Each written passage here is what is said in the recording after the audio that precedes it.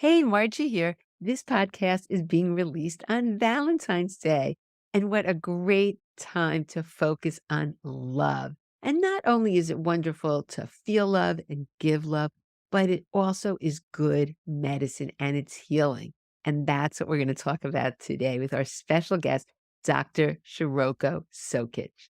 And Dr. Shiroko is a physician who brings her heart to everything she does. She's the owner of Heart to Heart Medical Center in Santa Rosa, California, since 1993.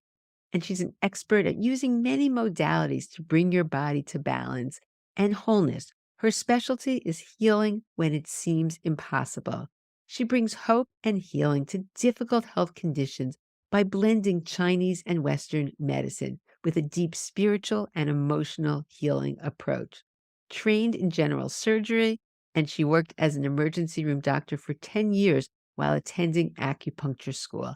But this gave Dr. Shiroko a broad range of medical experience. Her book, Healing When It Seems Impossible, 7 Days to Defy the Odds, is really a book about her unique and comprehensive healing. And that's what we're going to talk about today. What can you do? What practices to really live from the heart and to feel more self-love and love that will also accelerate healing and improve your health. Lots of great information, so stay tuned. Welcome, Dr. Shiroko. I am beyond thrilled to have you here. You've been on the podcast before talking about all sorts of things, integrative medicine, how we utilize Chinese medicine for our bones. But today, this is coming out on Valentine's Day, and there's nobody better to really talk about love and how it affects our health and medicine than you. So I'm just so happy to have you here. Welcome. Thank you. I'm so happy to be here. What an honor to be here on Valentine's Day. Well, this message is Yeah. just so important. And it's not just love for the sake of love, but you practice what you preach. And it's love is healing. And love can really change the whole field of medicine if we know how to incorporate it.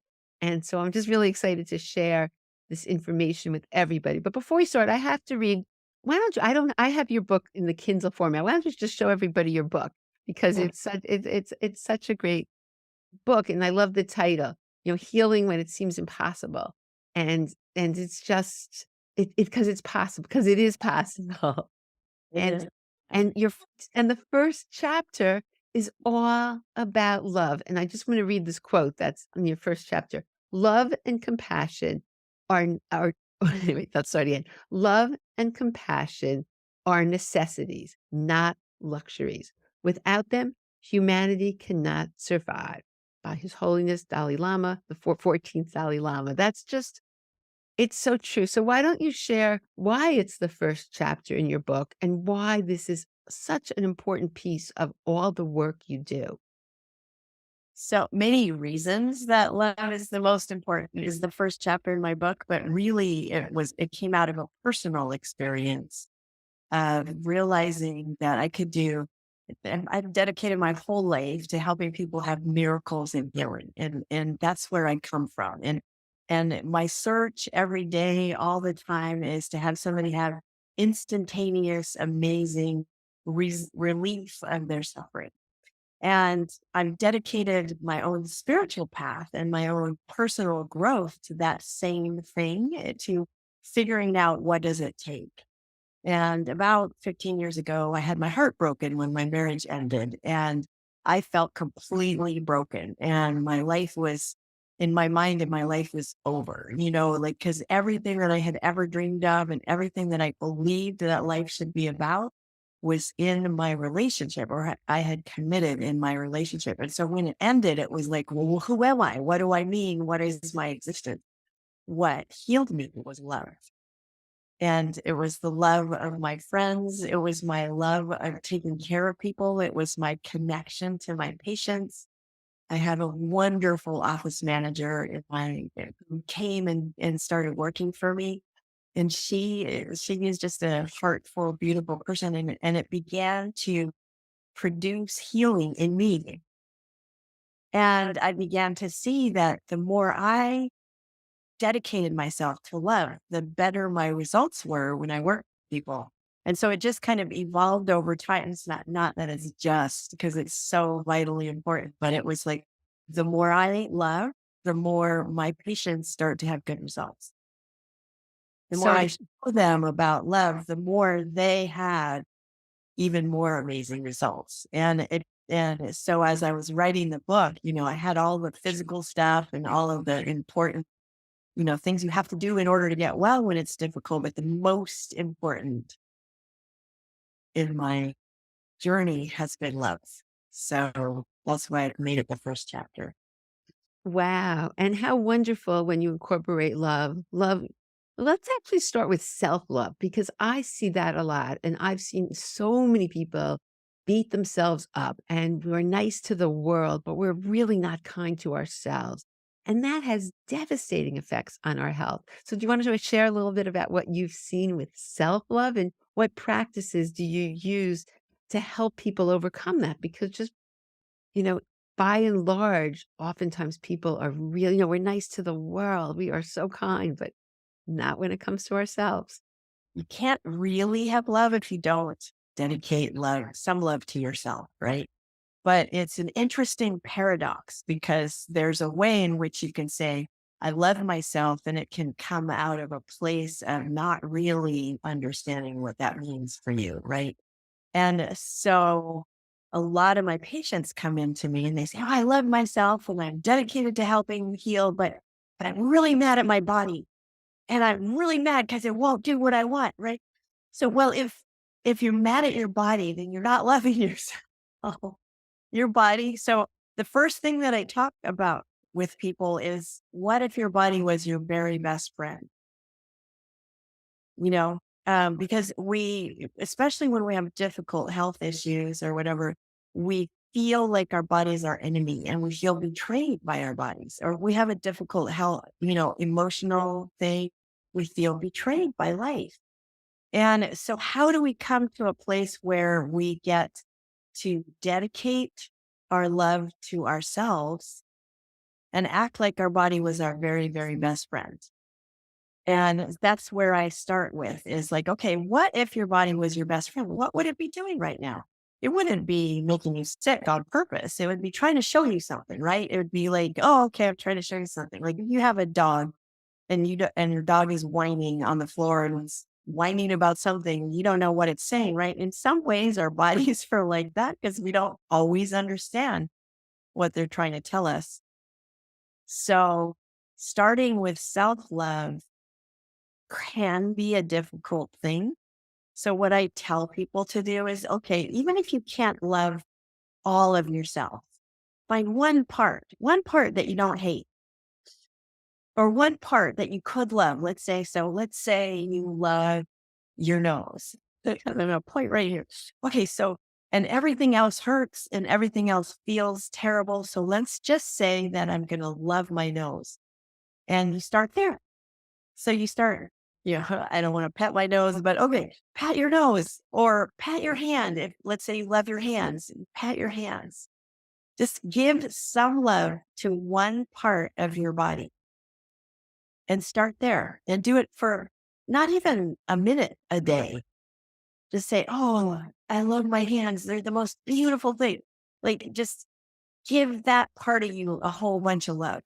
And then slowly, slowly, if you do that every day, then slowly, slowly it begins to grow inside of you. And you can pick another part. It's, oh, I love my lungs because they help me breathe.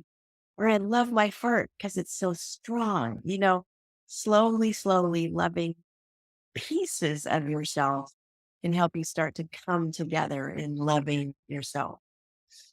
No, it's so interesting because I think it's the focus, focusing on what's right about us Mhm. versus what's not right. So often we like to just pick apart ourselves and not look at what's good and what's really wonderful and what's ours. Yeah. Each one of us has a special sauce. We don't see that. We just see the faults, the negative. So I think Yeah. that's such a good practice to see what you love and then, start building that up and letting that grow. And yeah, that's great. And how have you found like, maybe give us some examples. I mean, I know, like, you also said something really wonderful about your body. maybe your body's trying to tell you something, and I see that with the bones, because people feel okay sometimes, and they find out, they've lost bone, and it's an indication that something else might be going on, or there's an imbalance, so it's really your friend, it's really a good thing, and down the road, you can look back and say, "Yeah, that was the catalyst for so many good changes that I've made," but at the time, you're sort of angry and mad at upset with your body, so I think that was such a good point that you said. And Mm. so, okay, so maybe give us some examples what you've seen, where people have issues and, how this healing starts changing or manifesting in different ways in terms of when people incorporate this piece into it.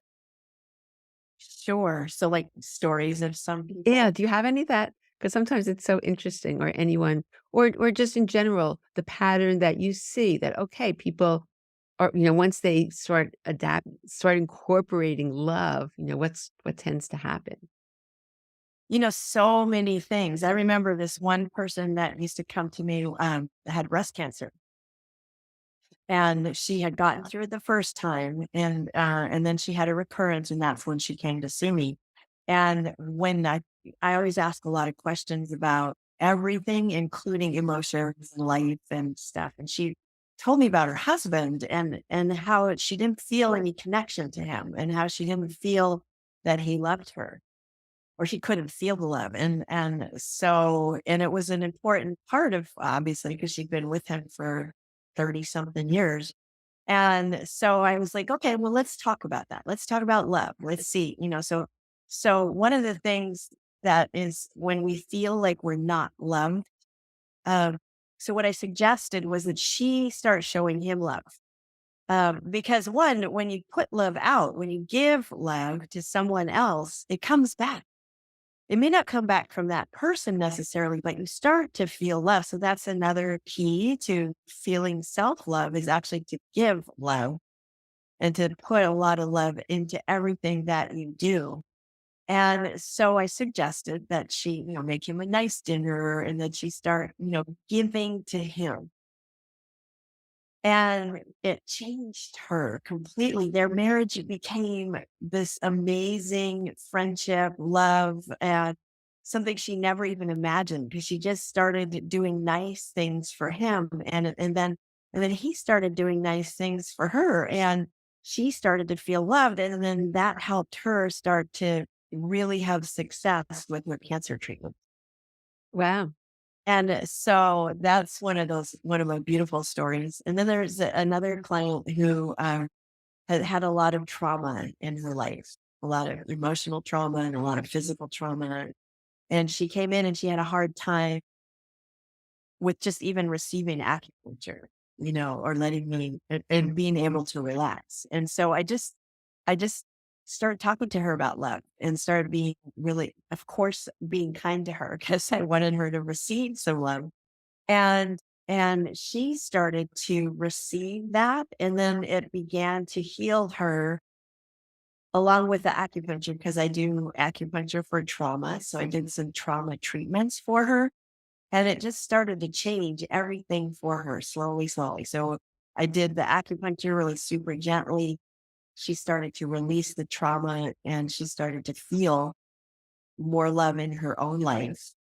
And then that began to make her feel better in her body. And it's just like a vicious, I don't want to say vicious, it's a beautiful cycle of giving a little love, receiving a little love, giving a little more love. And then it becomes bigger and bigger and bigger. And that's where miracles happen. Yeah, I love that, the ripple effect. And Yeah. the interesting thing, you mentioned kindness, and I think they're like first cousins, love and kindness. Yeah. And it's one of my favorite practices, actually. I call it HPH, where I just wish health, prosperity, happiness to random people. You just send out love and send out kindness, and miracles happen. And I know you talk about kindness in your book. What have you found with kindness and when people, are kind to others and send kindness out?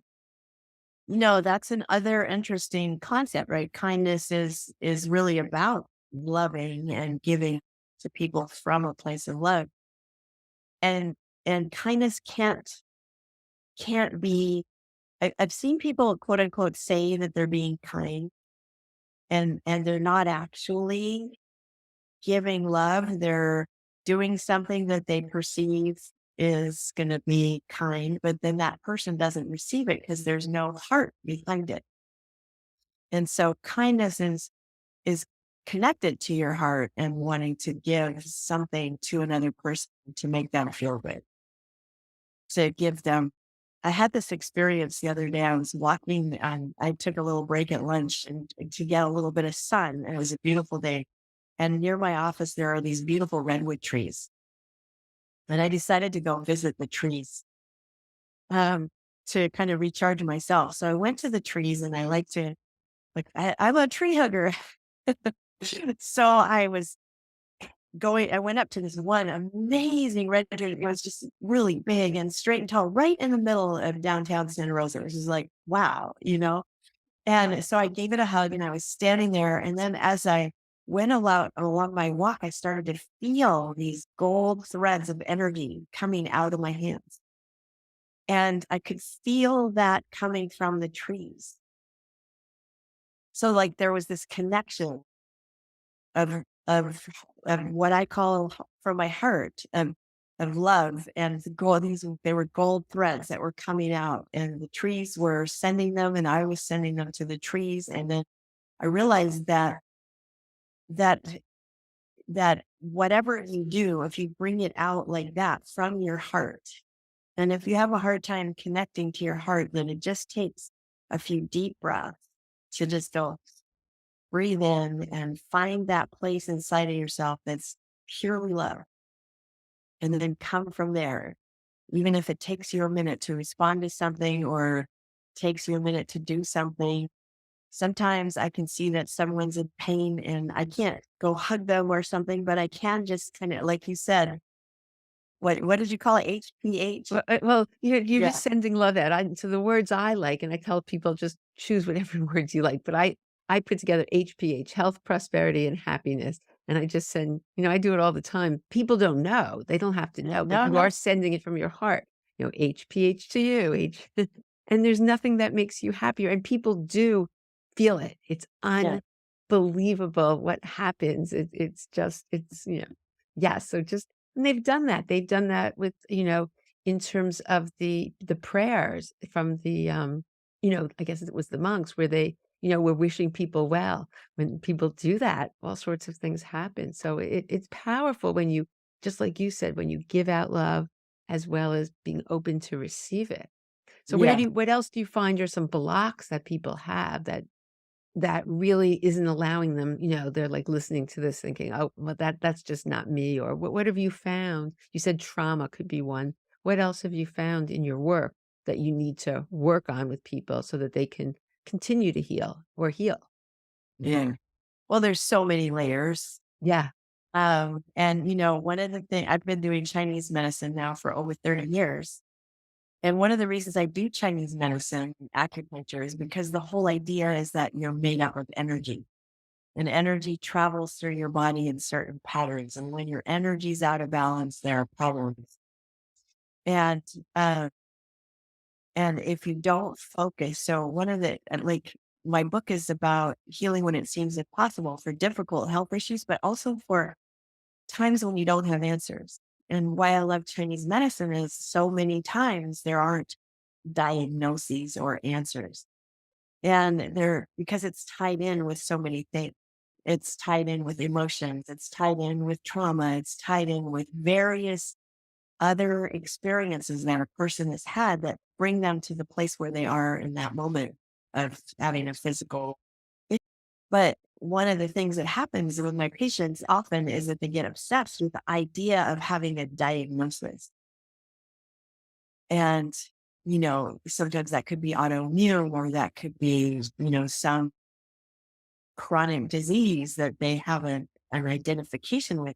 But when you have an identification with something, then it's harder to release it, harder to let it go. So one of the blocks is really this attachment to having a diagnosis rather than finding a path to heal. And Yeah. so that's part of what love has to do with it is okay, if you have all these issues going on in your body, and you feel betrayed by your body and you're angry and upset that life is doing this to you, then you start with starting to find a little love here and there. And then you start to do some things with your physical body to start to correct the imbalances. It does not have to fit the diagnosis. You can correct certain imbalances without knowing the answers. And that can be kind of challenging, which is why I'm here to help people find that path, because that can be tricky, especially when it's been something going on for a long time. Right. But can do it. And so many people have success story.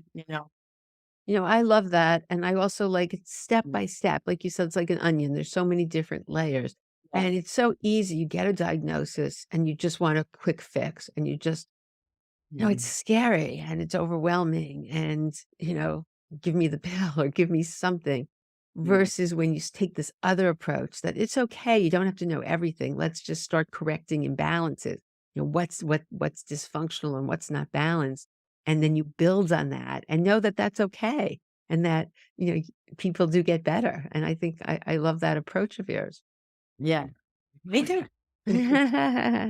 So what other things do you have? Like, what other little secrets that people could implement in their life to helping them either get more love, give more love, what or heal? Any other little things? I know your book is unbelievable. I love your book, and I just love the way you combine, the best of Eastern with the best of Western, and you put that all together with also this spirituality and this piece about love and how important that is as well. So if you had to share, what is there anything else that you'd like to share, or a technique, even if it's from Eastern medicine, what other techniques for people sitting here saying, I could use a little more love, and what else could is there anything else that you'd like to share? Oh, a million things. I'll focus on love since it's Valentine's Day, and so many people are. So first of all, if you feel alone, so a lot of people feel alone, especially when there's a difficult health issue or a journey that they're on in terms of a healing journey. And so you can feel very alone. I had COVID last week and had to isolate in my home. And so I got that experience of being alone at home. And I'm like, oh my goodness. But there were so many people who reached out and said they loved me and wanted to support me and send love. So first of all, again, if you feel alone, and even if you feel alone with a bunch of people in your house, start by loving one little piece of yourself. But the other thing that you can do is give love to someone else, either another person or or a pet, or even a flower. Like if you have a plant, you have those beautiful flowers behind you, just go look at those flowers and just love them. Or yesterday when I walked around to the redwoods to visit the trees and to just get a little love from the trees, or to give them a little love, because there they are in the middle of traffic and pollution. And so, start with that, to give love someplace else. And so if you have a partner and you haven't done anything super nice for your partner, give them a little shoulder rub or foot rub, or make them a nice dinner, or do something nice for someone else, and that love will come back to you. Not instead of waiting for something to come to you, give first. Be the first to give. And then the other thing that you can do is every day. I have to show you something. Just because this is one of my things. This is my love poster. Ah, love that. Yeah. So that is something that I look at every day. And when I do my meditating, like, the center of that poster is the heart. And and it inspires me. So I bought it because I walked into this store one time and I saw it on the wall and I was like, oh my God, is that for sale? Because I need that. and and I was like, oh my God, really? I don't usually buy things like that, but I have this energy. And so if you have something that gives you that energy, the feeling of, ah, I can, this is something that I can look at or meditate on, or something that gives you a good feeling, connect to that every day. So my practice is to sit here at my desk and to look at that poster and it's just like 2 or 3 minutes, pray, meditate. look at that heart and think about opening your heart, feel your heart, ask your heart what it wants. And it may take days before you feel an answer. And one of the things about the heart is that the heart is quiet. It doesn't scream and shout and say, do this or do that. It's a very quiet little voice. And when you hear that little voice, listen to it. Do whatever that little voice says. If it seems not connected to anything else, but still listen to that little voice. Follow your heart as much as possible, because every moment that you follow your heart, you'll go to some place deeper in your healing. That's so beautiful, and what a wonderful practice, and really, really life-changing. That's what to me, when Yeah. incorporating these things is just so powerful. People may think, "What do you mean? Like, let me do all these other things, let me take my supplements, let me do this."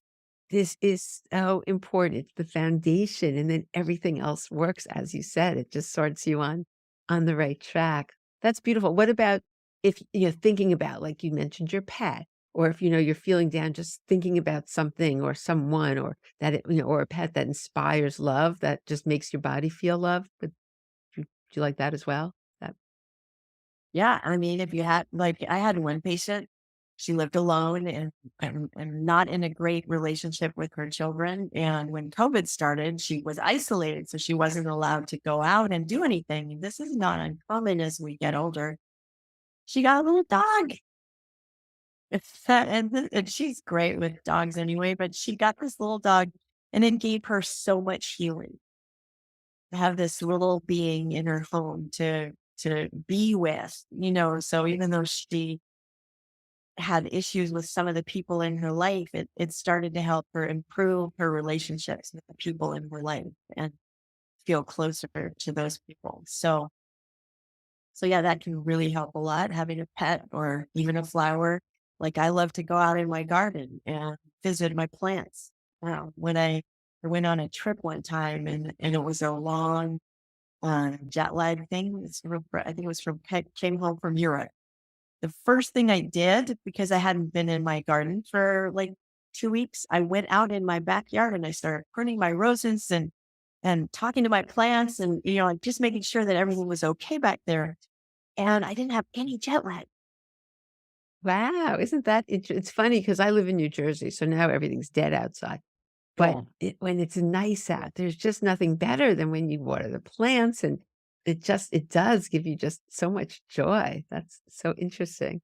And even The when they're not, even when it's all quote unquote dead, because if you look at them, there's a life there, even though the leaves are missing, you go out there and visit them and check them out and see how they're doing. There's still life in those trees. They're sleeping. They're hibernating. My favorite thing to do in winter, hibernate. Is there any, since you are the expert at Chinese medicine and acupuncture, are there any acupressure points that help open the heart chakra, or is there anything? Oh, I love that. Thank you for asking. So the heart meridian Mhm. starts up in your armpit here. So, of course, the heart is here, obviously, in the middle of the chest. So even though the left ventricle goes to the left, so people think their heart is on the left, it's really right in the middle of the chest, and the left ventricle kind of pokes over to the left. But it starts in the armpit, and the pathway of energy it goes down the the the pinky side of your arm, on that inside pinky side of your arm, it comes to here. And um, so right in here, this area is related to the heart, and then this part of your elbow is related to the heart. And so, and in your armpit, the center of your arm, kind of straight up in. And the heart is so important in Chinese medicine. So there's the physical heart, and then there's something called the pericardium. And the pericardium in Western medicine is a sac that the heart is inside of. And and in Chinese medicine, it protects the heart. So the heart has a protector. And because the heart in Chinese medicine is the emperor, it rules all of the emotions. And in particular, it rules the emotion of joy. but it also, of course, does all the physical things. So it regulates the flow of blood, it regulates the movement of blood, and it's the emperor of all of the emotions, and so it does a lot of different things. And the heart protector is really in Chinese medicine is what rules the physical elements of what the heart does. And so when people are having physical heart problems, we pay attention to the pericardium. And the pericardium starts kind of um just on the not quite in the armpit. It kind of starts right in the beginning of the armpit, if you will, and it comes down the center of your forearm into the middle finger. And so all of this, like when you have pains and things like that, you can think about it as it being in your heart working and then that wanting to have attention for your heart. So one thing you can do is just go like this and feel your heart every day and just close your eyes and breathe deeply and focus on your heart and feel it beating, feel the love, feel the silence. Because if you really close your eyes and breathe deeply and you feel that there's a silence there, there's a quietness. I gave a talk a long time ago about the future of medicine and what I believe the future of medicine to be, and that there's a lot of science about the heart and about love. You can point, like there's a study done by the Heart Math Institute. You know about the Heart Math Institute. They've done some amazing research on love and heart and the energy of the heart. Um, and you can point love at a strand of DNA and change the DNA just by loving it. I mean, that's so powerful, so like there's so much potential. There are more signals that go from your heart to your brain than from your brain to your heart. So really the heart is the master of, like, physically, it's the master of what the brain is doing. And so when we think about it like that, with the signals, and the heart has its own hormones, it has its own nervous system. So it does a lot of different important things. Oh, So that's it's even great. give your own heart a little bit of love every day. Oh, I love that. Yeah. But is there anything else? Because I want to tell people about the summit and your talk, but is there anything else you want to share before we end about love? Because this is Mhm. just just start some of the practices that Shiroko has told us about because they're life changing. And then once you do them, you're like, wow, that really made a difference. And, I'm such a big believer that people should be happy and enjoy your life. And we're meant here to thrive and not just survive. And adding this piece of love is the foundation to really being able to improve your health and heal like you've done with so many patients and also, yeah, enjoying your life as well. Yeah. I can't think of anything at the moment. Yes. Okay, so what I wanna share with everybody is that as of today, you're able to actually register for my next summit, which is more natural approaches to osteoporosis and bone health 2.0. But Dr. Shiroko has such a good talk, and it's available right away. That's what's really I don't know if you know that. I don't know if I Oh, told I you. didn't know Yeah, that. that I chose there's 3 talks that are Yeah. released early, and people can keep those talks. And so Uh-huh. your talk was so great because it was integrating, the best of Eastern and Western medicine, and you showed some really, really wonderful techniques we can all use to just feel better every day, and as well as the different acupressure points that people can easily do that help their bones. So it's just packed with great information. And, it's nice to learn about new practices that you just maybe were never aware of. That, Yeah. because if we can take the best of that Chinese medicine, it's so helpful. So I love the talk, and it will be available if you go to the link in the show notes. You can actually register, and then your talk is released. So you don't have to wait for the summit Hey, to actually get your that is talk. so exciting. Well, thank you. That's awesome. It's just such a good Happy to talk, and, share. Yeah. I love to share as many resources, and the summit, it's all for people who came last year. I didn't wanna just add a few things, so I totally redid we redid the talks, and I have different talks, and people put different angles, and there's demonstrations, and there's exercises, and well, you'll see in Dr. Shiroko's, there's some really great things, but anyway, so I'm really excited about that and tell you on Valentine's Day that it's available to, that you can actually register now. So all good. It doesn't start That's until awesome. yeah, it doesn't start until March 27, but Yeah. the 3, the 3 talks are available now, including yours, and then some other gifts and things that they'll say. But yeah, so I'm really excited because I love the information you presented, and it helped so many people. Last time, so many people said, "Oh, that was such a great practice to integrate in my life," and, just got so many good reviews. I just loved your talk, so I'm Thank just you. really excited. Yeah. So, well, thank you so much for being here. And the other thing I do want to tell people, because I Yeah. always get asked the question, first of all, I highly recommend the book. If you want to learn more ways to incorporate love, to incorporate kindness, you go through a lot of practices in the book that are easy to implement in your life. So I'll put the link in the show notes as well for the book. But the Mm. other thing is that why don't you tell people, because this is so nice, and people have a very hard time finding integrative physicians. You're an MD, you're an acupuncturist, you combine Eastern plus Western medicine, and you see people virtually. So why don't you share, because that's very kind what you offered. So why don't you just share what's available to people who just want to do that? Okay. Well, you can have a free consultation with me.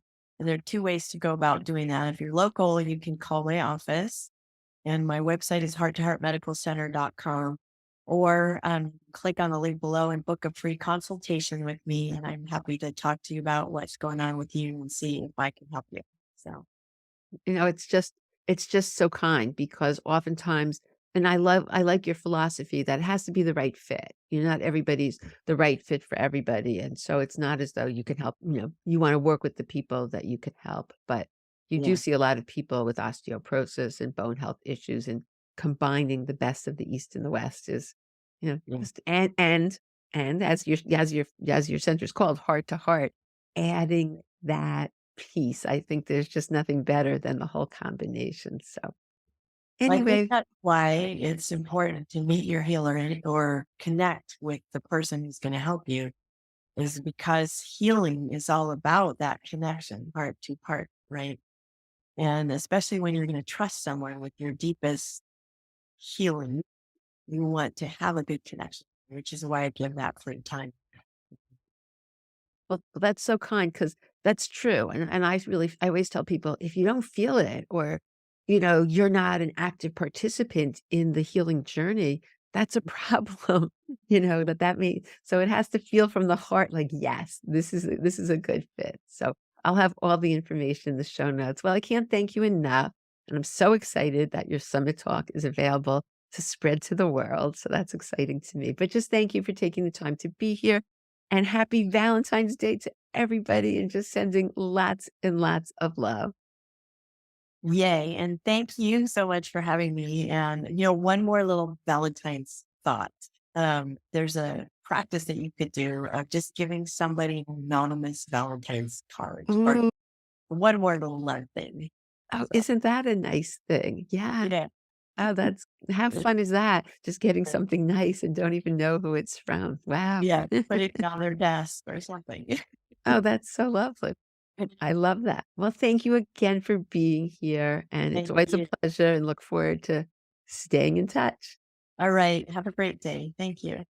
I hope you enjoyed my interview with Dr. Shiroko as much as I did. And now some new techniques on how you can maximize the amount of love in your life. And by doing that, you'll improve your health and healing. So it's just such a win-win situation. All the links to Dr. Shiroko's book and her free consult offer will be in the show notes, as well as the link to the my new summit that's coming up, More Natural Approaches to Osteoporosis and Bone Health 2.0, and Dr. Shiroko's talk that's available now. So thank you so much for tuning in, and I look forward to seeing you on the next episode.